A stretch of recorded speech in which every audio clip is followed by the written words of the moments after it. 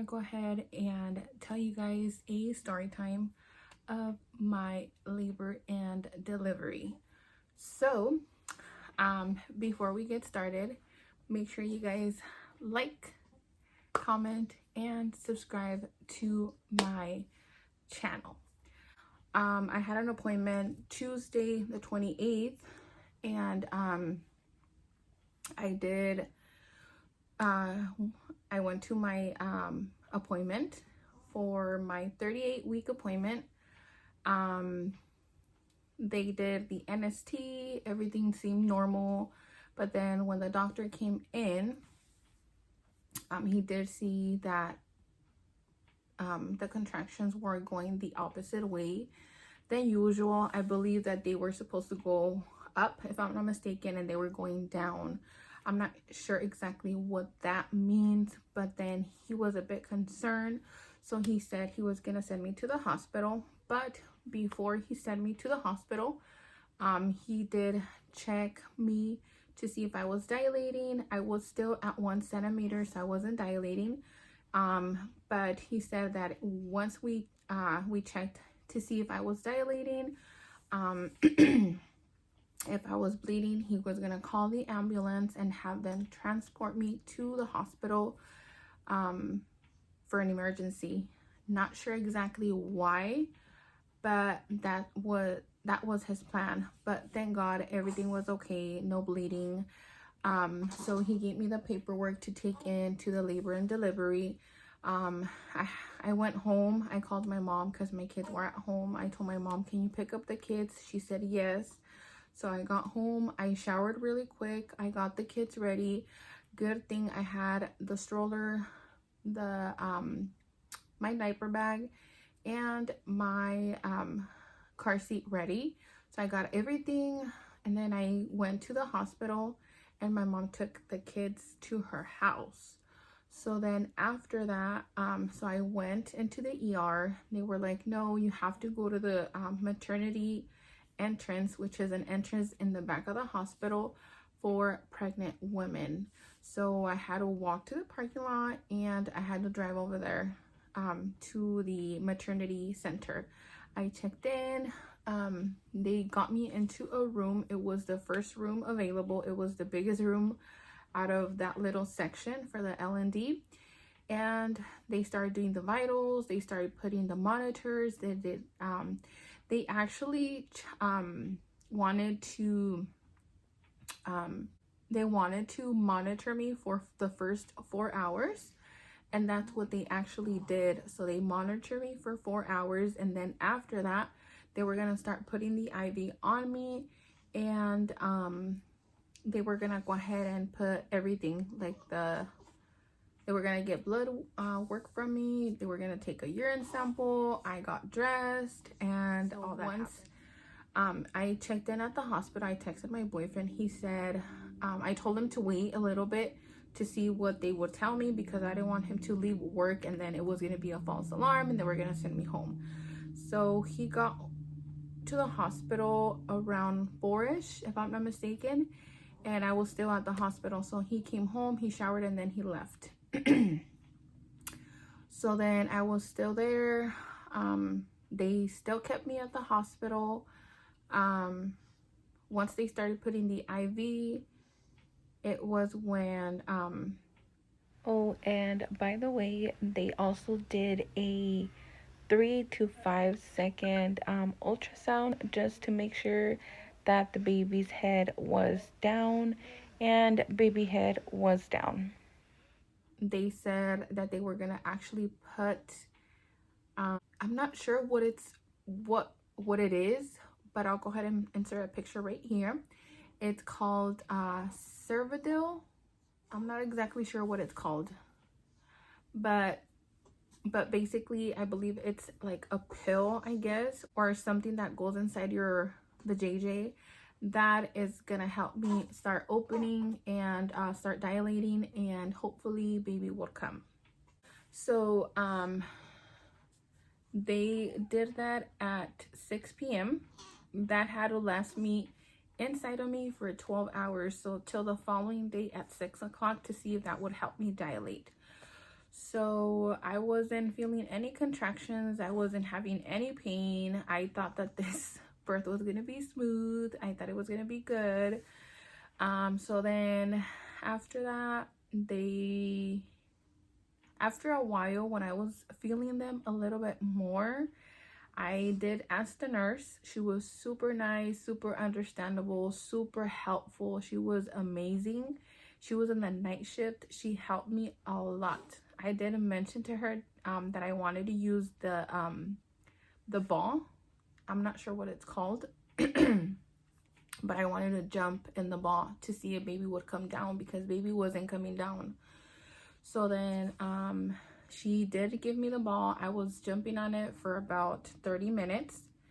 And then I went ahead and laid down again. She wanted maybe to try the peanut ball. I guess that's what it's called. But I didn't do that one. And then contractions were coming a little bit harder, but not much. She went ahead and checked me again to see if I was dilated. She said I was about 2.5. That was around 6, 7. That was around 8 o'clock. And then I went ahead and laid down, and I wasn't feeling the contractions till like, I'm gonna say 1 in the morning.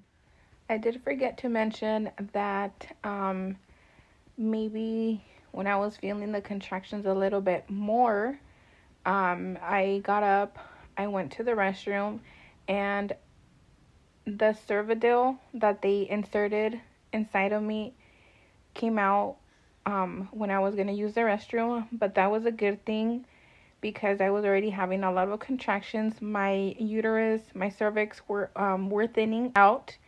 And that was something good for me, because the nurse did mention to me that if it didn't come out when I went to urine, then she was gonna have to stick her fingers inside of me again to get that out before giving birth. So that actually was something good, because I didn't want her to put her fingers inside of me again y que me estuviera haciendo irritate o que me estuviera molestando.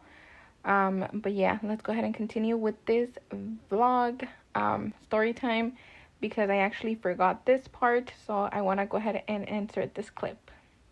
It was when she said that I was dilated 5 centimeters. From 5 centimeters, I jumped to 7. That was around 3-ish, 3:30. And when I was about between 5 and 7 centimeters, that's when I was throwing up. I was feeling it was horrible. I felt like I was gonna die. And yeah, so I don't know, I was feeling like yeah, so I threw up. My boyfriend was actually sleeping, and I had to wake him up. I was like, fat ass, get up, like help me, I want to throw up. So he got up, he helped me. He got one of those bags that they give you at the hospital to throw up, and he was actually helping me. And then it stopped, and then maybe about 15 minutes later I threw up again. It was bad, like it was bad.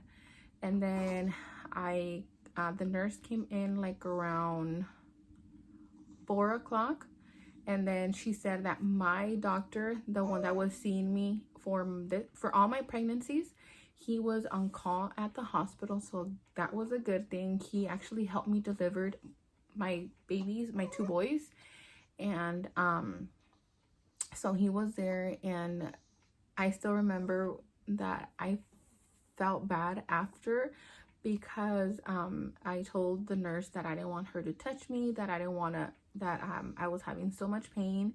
And she was like, you have to wait, you have to let me check me, because she was moving the monitor on the stomach for the contractions and for the baby. And I was like, oh my god, like let me go, don't touch me. And I was like, oh my god, that was so rude. So then she was seeing that I was having a lot of contractions.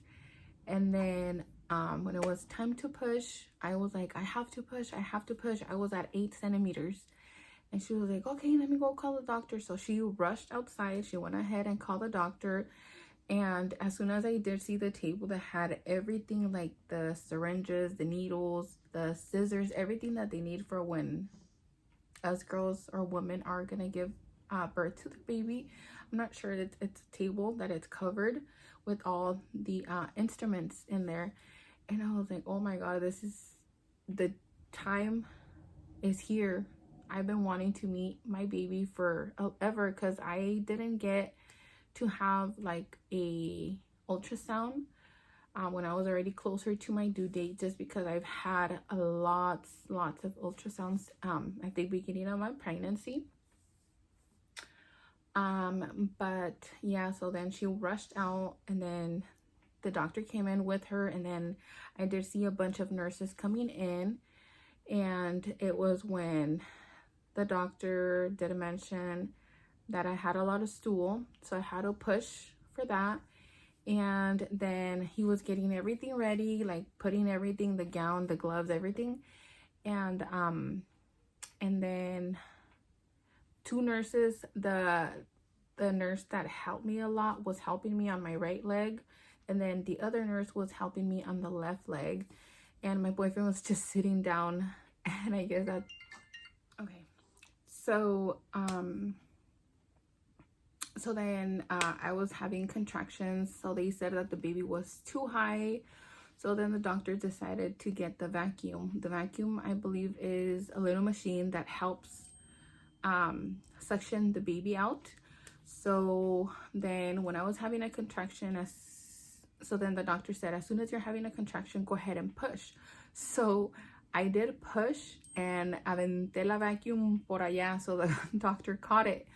So then he said, push again when you're having another contraction, so the baby was coming out. So then I actually didn't push for that long. I actually pushed for about, what, like 30 minutes? Not even 30 minutes. Probably I pushed for like 20-30 minutes, I guess. Because they did the vacuum, that didn't work. And then it was when I was pushing the baby out, because estaba muy para arriba. And then baby came out. My boyfriend was traumatized a little bit. That's what the doctor said, that se quedó traumado because of everything happened so fast. Then my boyfriend came up. He did see the baby where they put him on the little bed, and my boyfriend started crying. He started crying because he did see the baby. And I went through a lot during this pregnancy, so I just want to thank God for making this happen. It was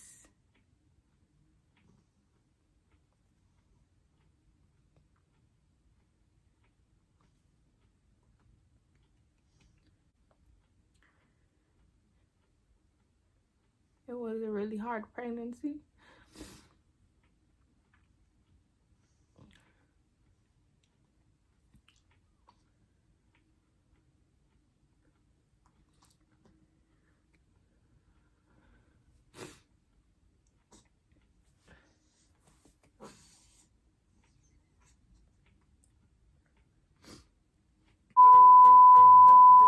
So every time I see my baby, I just remember everything that I went through, all those struggles that I did for him. And I just want to thank God so much for giving me the chance to have this baby with us and to have him here with us. Okay. Enough of the crying. So then they started cleaning him, and then the doctor said that I did rip. So he was sewing me. And then after maybe 30 minutes, I got up. The nurse She helped me to get up, and she helped me to go to the restroom. She helped me clean. She was just an amazing nurse. And then after I went to use the restroom, and after they had to put the underwear and clean me and all that, maybe 30 minutes later or less, maybe about 20 minutes, they had the baby ready. They were actually gonna send him to the NICU. The reason why they were gonna send him to the NICU was because he had the umbilical cord wrapped around his neck twice. So they just wanted to take him to the NICU to see if everything was fine. But the good thing was that they did check him. They did all the vitals, everything. They put 2 shots in on him, I believe. I'm not sure. I was in the restroom. My boyfriend stayed with him. Yeah, so they checked him. Everything was fine. I was able to take him with me at that moment. They never took him away from me. I did a chest to chest with him for about 15 minutes, and then they took us to the room. When they took us to the room, maybe an hour later, they came, they checked me, they checked him, everything was fine. He was the first bottle he ate. I think he did 36 milliliters, and I believe that is about 2.5 ounces. That was his first bottle.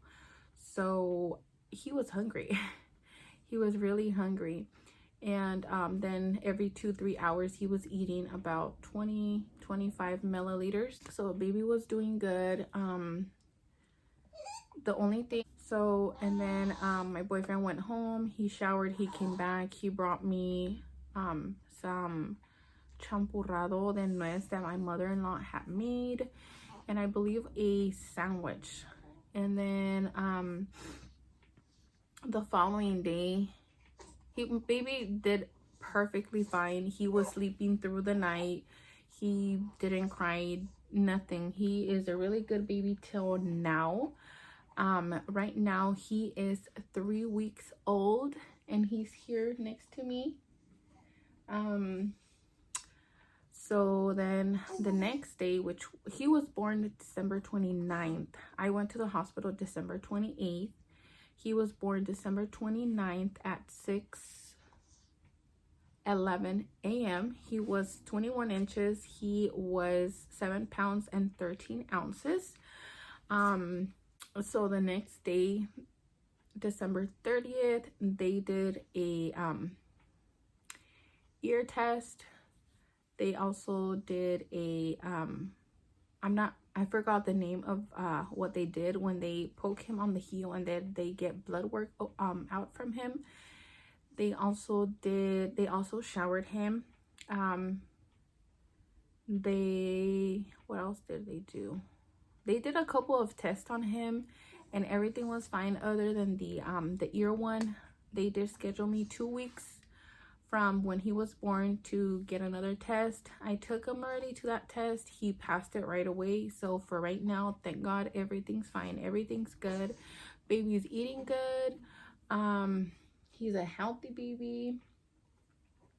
And yeah, so then on the 30th, we were able to go home. It was an ugly day though. It was raining. My boyfriend had to go back and forth to get the car seat, to move the car. It was just, that's the only thing we didn't like about the hospital, that they did that maternity center through the back. And in order for him, because I wasn't at the labor and delivery room anymore, in order for him to go back to the room where I was at, he had to park the car behind the hospital where I was at, go all the way around, walking to the emergency room, go in through there, and then when he would leave, he was able to leave through the discharge area, which was by the maternity center, like right next to it. And it was kind of dumb because it was raining, the weather was super bad, and he had to go around. The car seat was wet. I got wet, he got wet. It was just crazy. And that's the only thing that we didn't like, because we were struggling to come, well, for him to come in and out. But other than that, yeah, you guys, so that was my experience with this baby. Yeah, so then as soon as we got home, I went to go pick up my kids. I missed them a lot. I wasn't with them for 3 days, so that was like, that seemed forever for me. They missed me, I missed them. I would always be FaceTiming them or calling them. And yeah, you guys, so now we have baby here, right there. He looks so much like his brother and his dad. He has my father-in-law's nose. And yeah, you guys, so we're happy. We're a happy family of 5 now. Of 5. Oh, Papa. So yeah, you guys, that is it for today's video. Don't make fun of me como lloro. Yeah, this pregnancy was a crazy one. Yeah, but thank you guys so much for watching. We will see you guys on the next video. Don't forget to like, comment, and subscribe, and we will see you guys on the next one. Stay tuned for next week's video, because I will show you guys everything. Like, I did record my 3 days that I was at the hospital, so stay tuned for that. And bye guys, because this baby's getting grumpy now. What happened, Papa? No crying, no crying, it's okay. Tena, chupi, you wanna go mimis? He likes his music.